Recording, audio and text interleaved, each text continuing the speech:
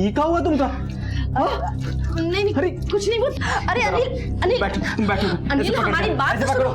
अनिल कुछ नहीं हुआ हमें, तुम्हें परेशान होने की जरूरत ना है। कौन मारा तुमको? अनिल परेशान होने की जरूरत नहीं है तुमको। कुछ लोग यहाँ भी पहुँच गए ना। 2 मिनट शांत हो जाओ।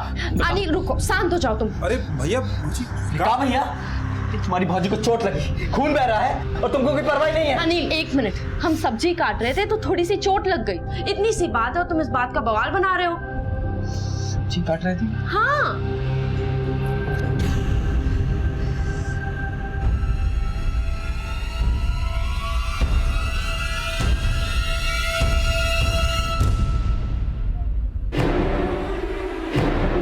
तुम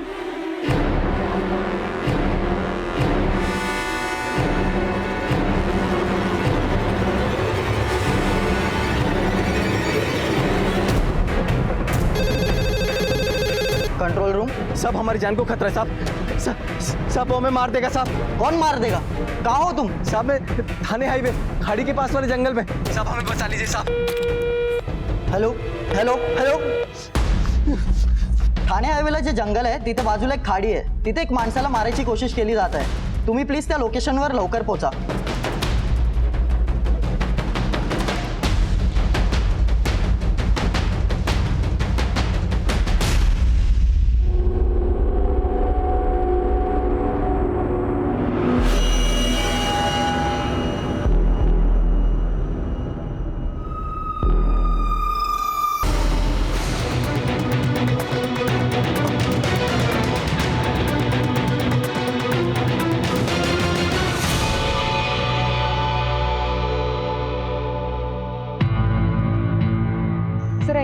कंट्रोल रूम से फोन आया था कि किसी आदमी पे यहाँ जानलेवा हमला हुआ। सब हमारी जान को खतरा है साहब। सब हमें मार देगा साहब। जब मैं यहाँ पहुंची तो वो गाड़ी वहाँ खड़ी थी और ये पूरा सामान यहाँ बिखरा पड़ा था। बॉडी बुरी तरीके से जल चुकी है। मैंने इन दोनों की मदद से वो आग बुझा दी। सर अगर इसका पूरा सामान बिखरा पड़ा था मतलब इसने मरने से पहले काफी स्ट्रगल किया हो सकता है। सर इसका ड्राइविंग लाइसेंस, नाम अनिल मिश्रा। अनिल मिश्रा, गणेश नगर, घोड़बंद। गाड़ी चेक की, किसके नाम पर? किसी बलजीत शाह के नाम पर गाड़ी रजिस्टर्ड है। पता कमल सोसाइटी का है। हो सकता है कि कातिल इस गाड़ी से आया होगा और इसे मार कर गया होगा। सवाल ये होता है कि अगर कातिल इस गाड़ी से आया है तो गाड़ी छोड़कर क्यों जाएगा? केस लूटपाट का भी तो हो सकता है। नहीं, लूटपाट का नहीं। लूटपाट होती तो इतना सामान यहाँ छोड़ कर क्यों जाता? सर उसने मदद के लिए कंट्रोल रूम पे फोन किया था। इसका मतलब इसे पता था कि इसकी जान को खतरा है और कोई तो इसके पीछे पड़ा है। तो उसी ने इसे मार दी। हो सकता है। एक काम करो, बॉडी पोस्टमार्टम के लिए भेज दो और इस अनिल मिश्रा के घर वालों को इन्फॉर्म करो। पोस्टमार्टम रिपोर्ट के बाद ही पता चलेगा कि इसकी मौत कैसे हुई और ये गाड़ी यहाँ क्या कर रही थी। इसका जवाब तो ये बलजीत शाह ही देगा। पापा आप भी ना सबका ख्याल रखते हो, अपना कौन रखेगा? ना बेटा, तेरा बच्चा। बलजीत शाह।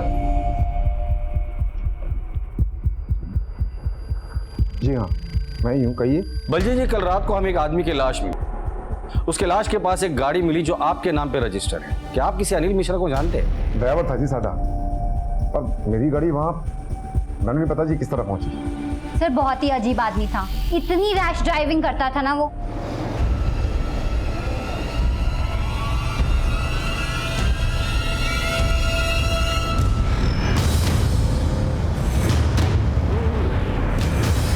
अनिल धीरे चलाओ गाड़ी।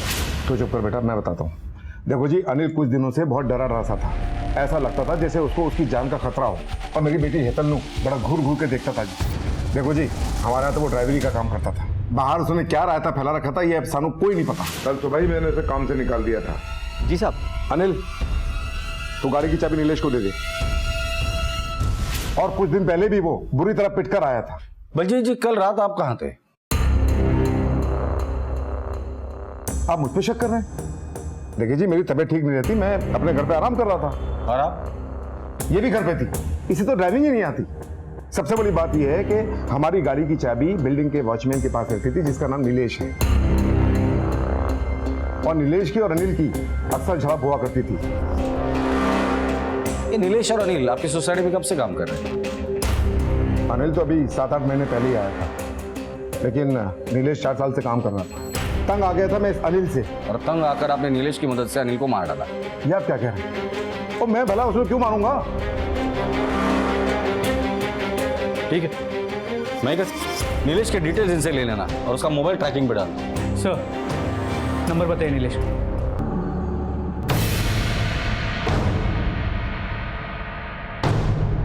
मोजी मोजी मोजी मोजी ये कुछ चीजें हैं जो हमें लाश के पास से मिली। क्या आप बता सकती हैं कि ये सब आपके पति की?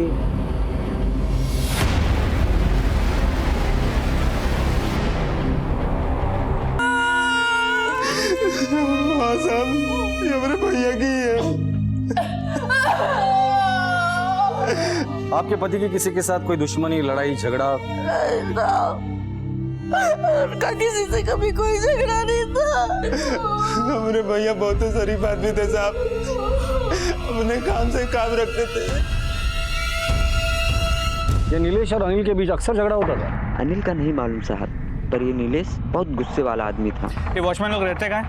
सर ये पीछे बस्ती है ना, उसी में एक खोली है।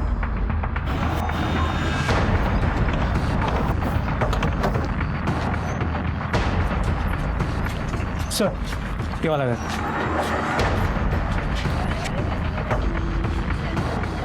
देखो इनमें से नीलेश कौन है? उड़ाओ सबको। उठो, उठ। क्या हुआ साहब? नीलेश कौन है? नीलेश तो कल से ड्यूटी से घर पे नहीं आया। अरे मतलब उसे कोई बुरी आदत है? हाँ साहब, कभी कभार दारू पीता है। अनिल के बारे में क्या जानते हो? सर अनिल के बारे में मुझे ज़्यादा कुछ नहीं पता। अनिल का और नीलेश का एक बार झगड़ा हुआ था। नीलेश के गाँव का पता है तुम्हारे पास? हाँ साहब, यूपी के प्रतापगढ़ के फुलिया गांव का रहने वाला है।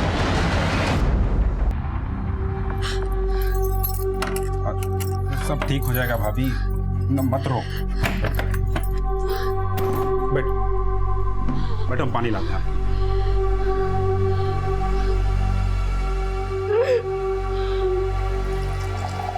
ये लो भौजी, पानी पियो।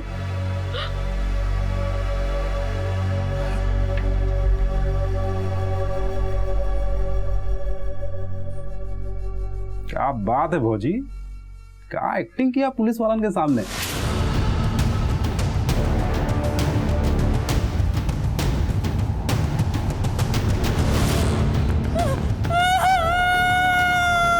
अरे 2 मिनट खड़ी तो हम चकपका गए थे एकदम, मान गए आपको।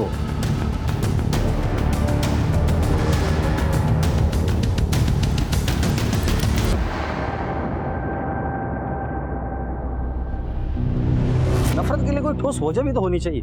शायद अनिल नीलेश का कोई राज जानता हो, इसलिए नीलेश अनिल को मार के खुद गायब हो गया। फिर वो शाह की गाड़ी क्यों लेकर गया, और गाड़ी लेकर भी गया तो उसने गाड़ी वहां क्यों छोड़ी? कि ऐसा तो नहीं कि एक तीर से 2 निशाने लगा रहा है वो। कीर्ति, तुम नीलेश की कॉल रिकॉर्ड्स निकालो और उसके लोकेशन की पता करो। तब तक हम लोग अनिल के घर वालों से मिल कर आते हैं। हाँ जी ठीक है, रखती हूँ। अरे बहू, किसको फोन लगा रही हो? कुछ नहीं बाबूजी। कोनो परेशानी है का? बाबूजी वो हमारे मायके से फोन आया था। हमारे बाबूजी की तबीयत बहुत ज्यादा खराब है, हमें बुला रहे हैं। तब तो तुम्हें जाना ही पड़ेगा। बाबूजी हम जल्दी लौट आएंगे।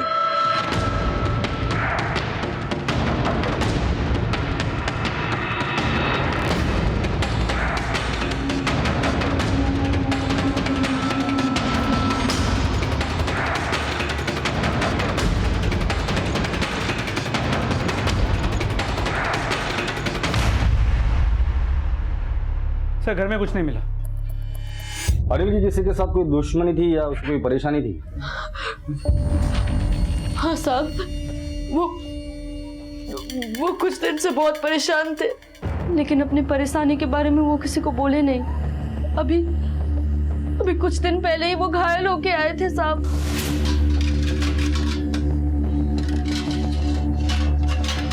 सरला, अरे ये क्या हुआ? इतना चोट लग गया कैसे? बैठो। अरे बेखबरी से चल रहे थे। अब यकीन के साथ कह सकती है कि वो चोट उन्हें गड्ढे में गिरने से लगी थी। अरे साहब जब हम लोग कुछ देखे ही नहीं तो कैसे बता दें। लेकिन साहब वो नीलेश कुछ दिन से भैया को बहुत परेशान किया था। कि नीलेश और अनिल एक दूसरे को पहले से जानते थे? नहीं साहब, वो इसी नौकरी पे मिले थे। अनिल मुंबई कब आया था? साहब यही कोई 7 साल पहले।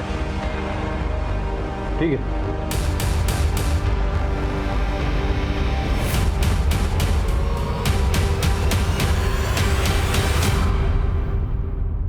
पूरे केस में सिर्फ एक ही शख्स ऐसा है जिसका दोनों से वास्ता पड़ता है, और वो है शाह। हो सकता है ये शाह इस सबको कठपुतली की तरह नचाता हो, या फिर अनिल इस शाह का कोई राज जान गया था।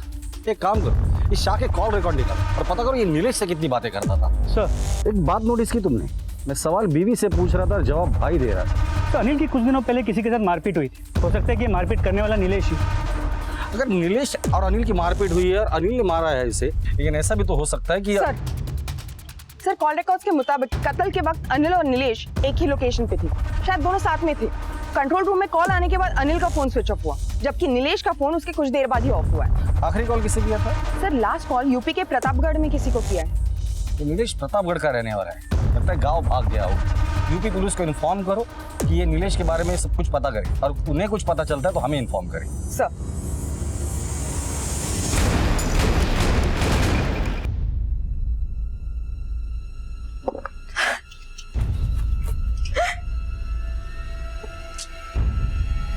अरे क्या हुआ भौजी, काहे इतना रो रही हो?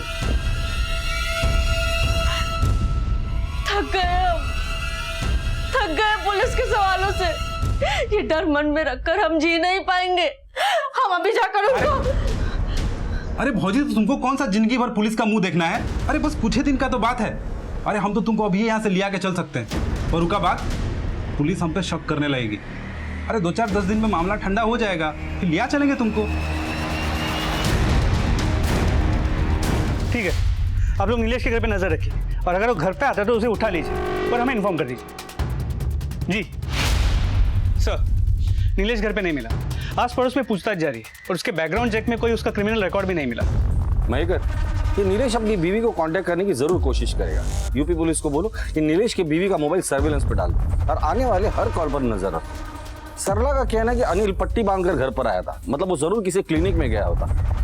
अनिल के सोसाइटी से लेके घर तक जितने भी क्लिनिक है वहां जाके पता करो उसने मरम पट्टी कहां से की थी। हो सकता है वहां से कुछ लीड मिल जाए। सर, अनिल पर हमले की खबर मिलने के बाद पुलिस ने आसपास के सभी क्लिनिक्स और इलाकों में पूछताछ शुरू कर दी। शाह के बैंक अकाउंट से पता चला है कि 2 हफ्ते पहले शाह के अकाउंट से नीलेश के अकाउंट में 10,000 रुपए ट्रांसफर किए गए थे, जबकि शाह के नीलेश को कोई पैसे देने बनते नहीं थे। ये शाह किस खुशी में पैसे बांट रहा है? सही। हाँ कीर्ति, बोलो। सर अनिल ने जिस क्लिनिक से ट्रीटमेंट लिया था उसका पता लग गया है। ठीक है सर, अनिल ने जिस क्लिनिक से ट्रीटमेंट लिया था उसका पता चल गया है। ठीक है कीर्ति, और तुम जाकर देख कर आओ। सर,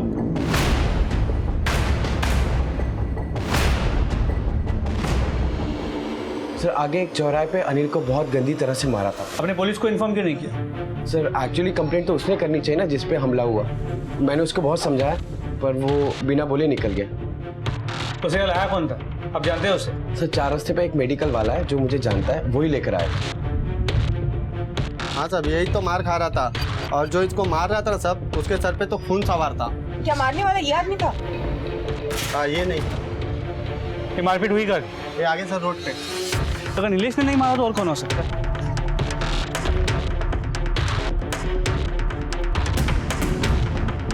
ये पूरा एरिया सीसीटीवी में कैप्चर हुआ होगा, शायद इससे कुछ हाथ लगे। इस कैमरा का फुटेज निकलवाओ। सर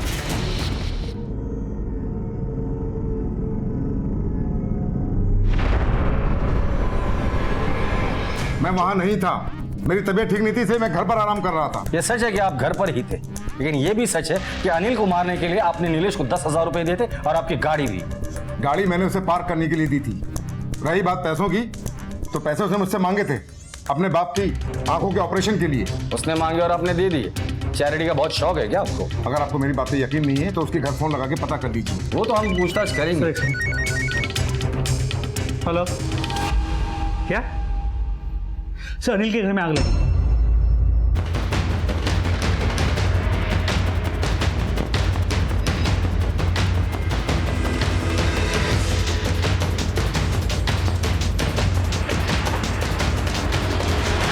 आसपास देखो कुछ मिलता है क्या? बॉडी को सबसे पहले किसने देखा था? मैंने देखा साहब। साहब कल रात में चीनी लेने आई थी, देखा तो सरला एकदम सदमे में थी साहब। सरला थोड़ी सी चीनी देना। किचन में पड़ी है, खुद ले लो। तुम्हें कैसे पता चला ये जल चुकी है? मेरे बच्चे का बर्थडे था, साफ सफाई करके जब मैं खाना देने निकली ना तो देखा तो घर में से धुआं निकल रहा था। जब तक आग बुझे ना सरला जल चुकी थी साहब। वो यहाँ ऊपर क्या कर रही थी? अनिल के जाने के बाद सरला बहुत सदमे में रहा करती थी, यहाँ ऊपर आके घंटों रोया करती थी साहब। इसका एक देवर भी है टिंकू, वो कहाँ है? पता नहीं साहब। मैं फॉरेंसिक को बोला और बॉडी पोस्टमार्टम के लिए भेज दो। अरे भौजी, सरला भौजी, अरे ये कैसे हुआ? अरे ये कैसे हुआ? और भौजी टिंकू, ये सब जब रात को हुआ तू कहाँ था? साहब भैया के जाने के बाद भौजी को यहाँ अकेले रखना ठीक नहीं लग रहा था। भौजी एकदम पगला गई थी साहब। जब सोचे कि जब भैया ही नहीं रहे तो यहाँ रह के क्या करेंगे, सोचे गांव लेके चले जाते हैं। तत्काल टिकट कराने स्टेशन गए थे साहब। तुम्हारे भाई का मर्डर केस अभी तक सॉल्व नहीं हुआ और तुम गांव जाने की तैयारी कर रहे हो। दोबारा पूछे बगैर शहर छोड़ के जाने की हिम्मत भी मत करना। पहले अनिल को जलाकर मार दिया गया, अब अनिल की बीवी सरला जलकर मर गई। एक ड्राइवर की किसी से क्या दुश्मनी हो सकती है? एक और बात, जब भी आदमी जलता है तो दर्द के मारे चीखता है, चिल्लाता है, झड़फड़ाता है। इन दोनों केसेस में ना ही इनकी किसी ने चीख सुनी है, ना ही चिल्लाना सुनी। हेलो, अच्छा ठीक है, हम आते हैं। सर, अनिल की जिस एरिया में मारपीट हुई थी उस एरिया की सीसीटीवी फुटेज मिल गई। तो सवाल यह है कि अनिल की इससे क्या दुश्मनी हो सकती है? इसका जवाब तो ये शंभू ही देगा। तलाश करो, इसे उठाकर लेकर आओ। सर,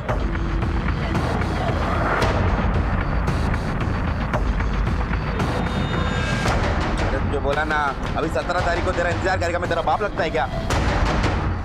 पकड़ो उसको।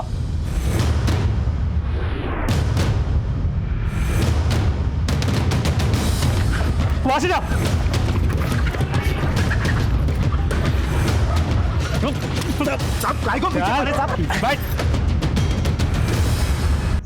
मार क्यों रहा था अनिल को? 2 साल से अपन का छोटा भाई कैलाश घर नहीं आया है और अपन को पक्का मालूम है अनिल ने उसके साथ कुछ किया है। 2 साल पहले अनिल ही उसे अपने साथ लेकर गया था। कहाँ लेकर गया था? मेरा भाई केटी कैटरिंग में अनाज सप्लाई करता था। वहां उसकी मुलाकात केटी की बहन पूर्णिमा से हुई। उन दोनों को आपस में प्यार हो गया, लेकिन ये बात केटी सेठ को मंजूर नहीं थी और उसने एक दिन अपने खास ड्राइवर अनिल को बोलकर कैलाश को घर बुलाया। शंभू भैया देखिए, आप नाराज मत हो, ना ही परेशान हो। जरा ये मामला ठंडा हो जाए, शांत हो जाए, मैं आपको अपना पता दूंगा, एड्रेस दूंगा, आपको बुलाऊंगा भैया। अरे काय को इन बड़े लोग के चक्कर में पड़ता है कैलाश? ये लोग भरोसे के लायक नहीं होते हैं, बोलते कुछ और है और करते कुछ और। भैया देखो, अगर ऐसी बात होती ना तो पूर्णिमा मेरे लिए अपनी गाड़ी नहीं भेजती, अपना खास ड्राइवर नहीं भेजती। भैया मैं तुरंत पहुंचते ही आपको फोन करूंगा।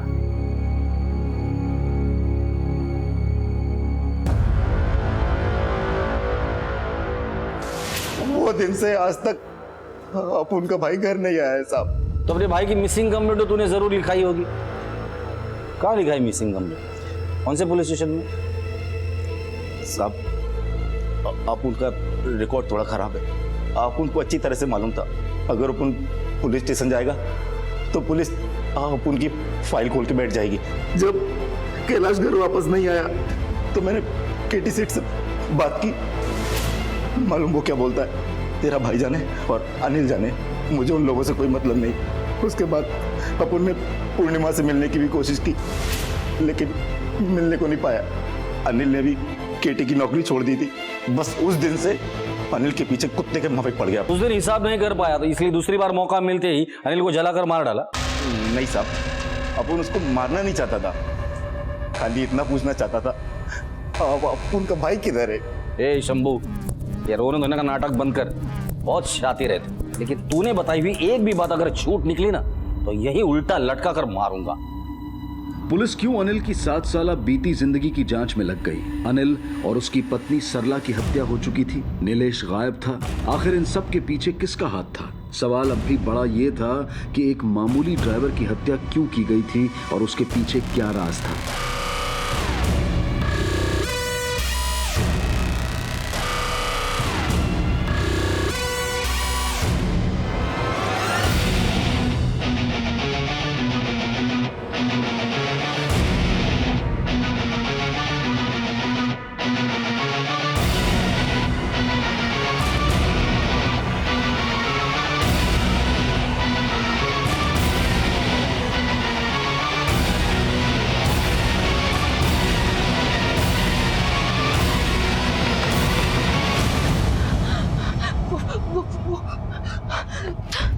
हेलो भाई साहब, दीदी का पर्स गिर गया था, उसे वापस करने आया। शायद वो डर गई थी। शुक्रिया।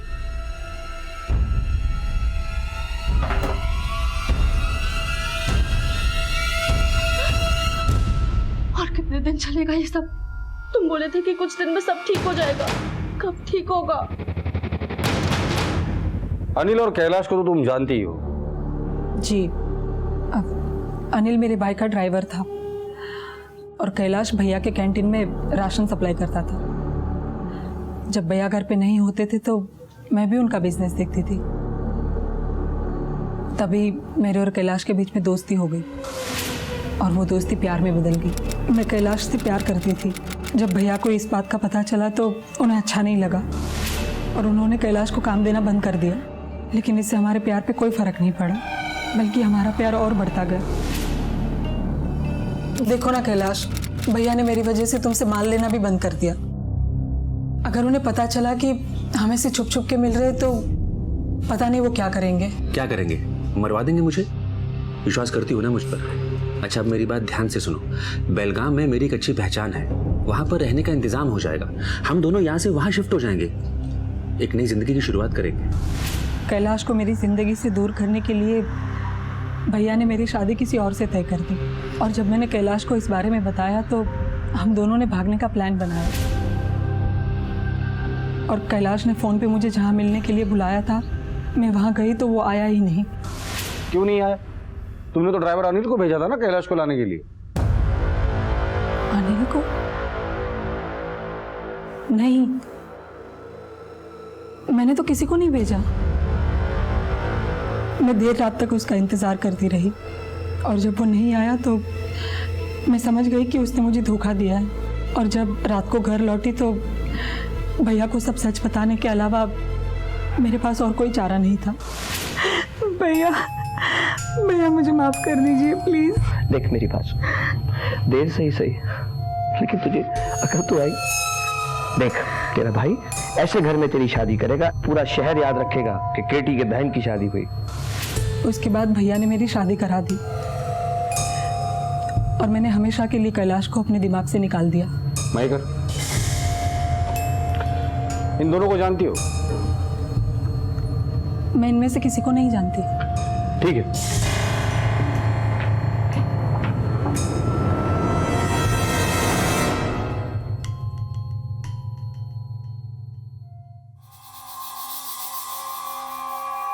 हो गया।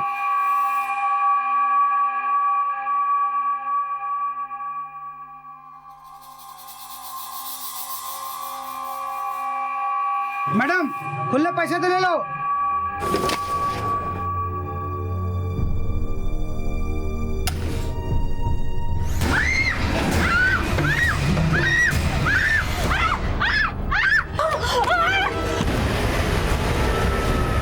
अगर सरला की मौत रोड एक्सीडेंट में अब हुई है तो ये क्या रहस्य है?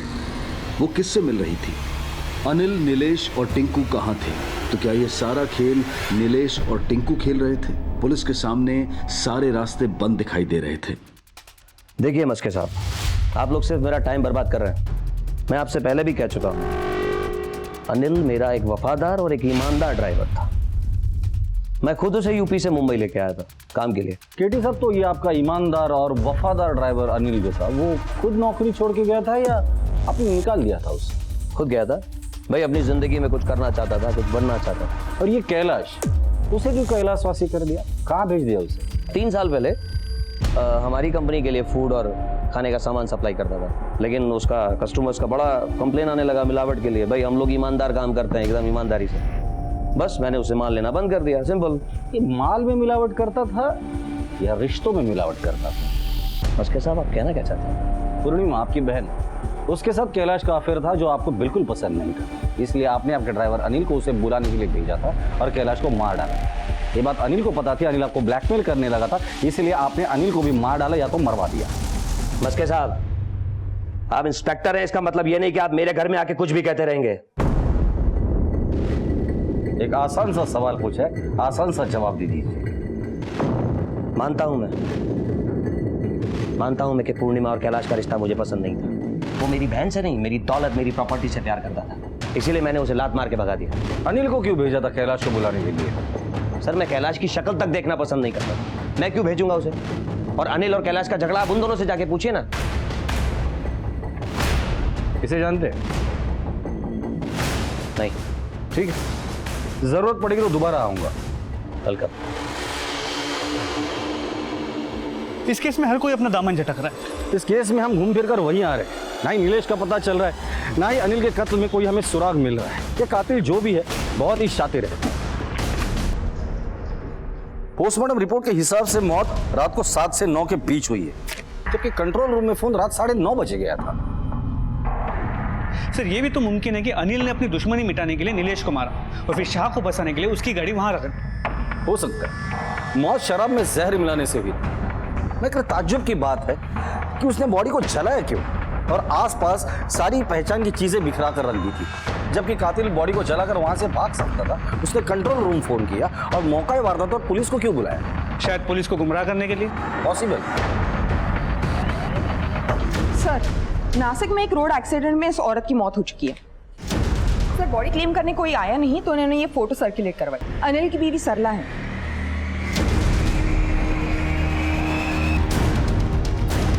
राकेश, ये सरला कहाँ रहती थी, कुछ पता चला? नहीं सर, हमने बहुत कोशिश की, लोगों को पूछा तो पता चला कि औरत मार्केट में पागल की तरह घूमती थी। किसी को भी नहीं पता कि औरत रहती कहाँ थी। ठीक है, ओके। सर टिंकू का फोन ट्रेस हो गया है। इसकी एक्टिव लोकेशन नासिक के MG रोड की। सर ये एरिया तो पास में ही है। चलो। अरे हाँ बोल रहा है ना, कल आ रहे हैं तुमसे मिलने। चलो बात करते हैं।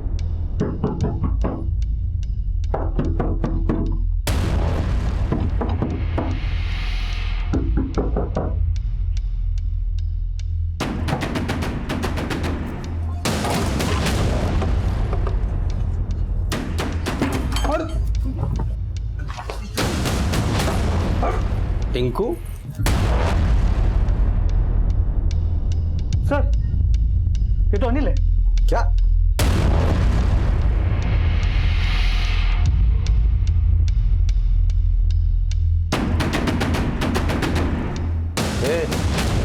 ए अनिल उठ चल। हाँ मिला तो तुझे सरला से, उठा के लेके चलो इसे। बोलो। हम बहुत मुसीबत में थे साहब, इन्हीं सब नाटक करना पड़ा साहब।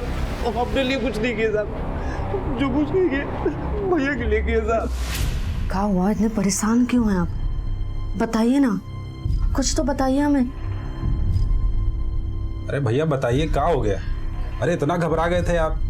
अरे बताइए काज ने हम ही कौन सॉल्यूशन निकाल दें। वो कहाँ? कैलाश के खून में हम भागीदार हैं। वो कब भाई शंभू गुंडा है, तो हमें कैलाश के साथ आखिरी बार देखा था। हमारे पीछे पड़ा है, कोनो भी दिन हमें मार देगा, नहीं तो पुलिस में चला जाएगा और हमें फांसी हो जाएगी। हम मरना नहीं चाहते।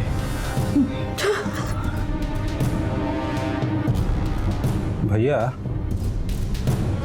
एगो बात कहें, इससे पहले कि पुलिस आपको फांसी चढ़ा के मारे, आप खुदे मर जाइए। कैलाश के भाई शंभू से बचने के लिए हम ये नाटक किए थे साहब। कैलाश क्यों मारा था? पूर्णिमा को पाने के लिए? नहीं साहब, वो तुम्हारी मालकिन थी, उनके बारे में से सोचते तो भी पाप होता। पर कैलाश हमरे जैसा नहीं था साहब, गलती किया साहब। केटी साहब बोले थे कि दूर रहो हमारी बहन से, पर वो नहीं माना, चोरी चोरी मिलता रहा उनसे साहब। जब केटी साहब को पता चला तो उनने मालकिन की शादी दूसरी जगह तय कर दी साहब। पर जब तक मालकिन कैलाश के साथ भागने की प्लानिंग कर चुकी थी साहब। कैलाश कहाँ हो तुम? कैलाश प्लीज तुम कुछ करो। भैया मेरी जबरदस्ती शादी करा रहे हैं। मैं मर जाऊंगी पर ये शादी कभी नहीं करूंगी। तुम जानते हो ना मैं तुमसे कितना प्यार करती हूँ। मैं किसी और के बारे में सोच भी नहीं सकती कैलाश। मैं घर छोड़ने के लिए तैयार हूँ, तुम बताओ कहाँ आना है? केटी साहब हमको कैलाश को भिवंडी वाले गोडाउन में लाने को कहे थे, तो हम कैलाश को मालकिन से मिलवाने के बहाने गोडाउन ले गए। यहाँ कहाँ आ रही है अनिल पूर्णिमा? आ रही है, यहीं पे आ रही है। झूठ बोल रहे हो अनिल मुझसे। अरे नहीं बोल रहे हैं झूठ, मैं जा रहा हूँ यहाँ से। अरे हम पे भरोसा। अरे अनिल छोड़ो मुझे। इसकी लाश को ठिकाने लगा दे, ज्यादा सोच मत। जी कैलाश की लाश को हम वहीं गोडाउन के पास दफना दिए साहब।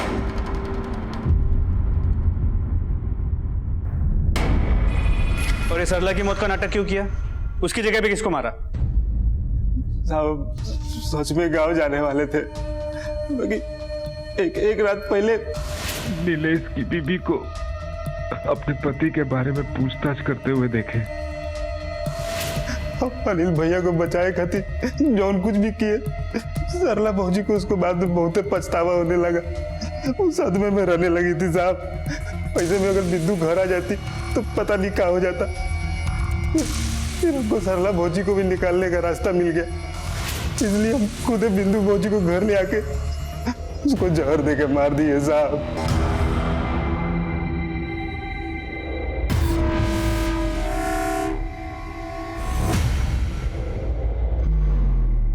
भाभी,